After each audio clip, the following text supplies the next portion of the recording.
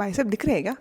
अगर आपके घर में कैश पड़ा है तो आपको 84% का टैक्स देना पड़ सकता है। रियलिटी चेक, ये 84% का टैक्स सिर्फ आपके अनएक्सप्लेन कैश पर लगता है।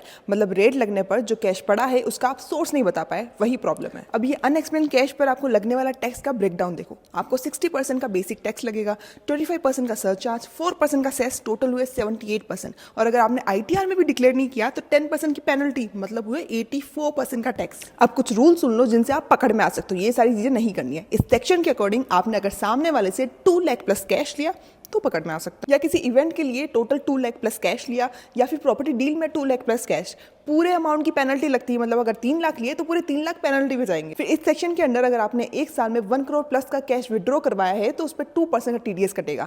फिर अगर आपने पिछले 3 सालों में ITR फाइल नहीं किया है और अमाउंट 20 लाख प्लस का है तो उस पर 2% का TDS, लेकिन अगर 1 करोड़ प्लस का है तो उस पर 5% का TDS लगेगा। फिर बैंक वाले IT डिपार्टमेंट को रिपोर्ट करेंगे आपके लिए अगर आपने सेविंग अकाउंट से 10 लाख प्लस का विड्रॉ किया हो और करंट अकाउंट से 50 लाख प्लस का आपका ट्रांजेक्शन है। फिर कहोगे सेफ कैसे रहना है, तो लेजिटिमेट सोर्सेज से ही कैश आना चाहिए। फिर अपने बैंक स्टेटमेंट, बिल्स और रिसीट को सेव करके रखो प्रूफ के लिए। फिर डिजिटल पेमेंट्स को प्रेफर करो और हाँ, ITR फाइल करना मत भूलो।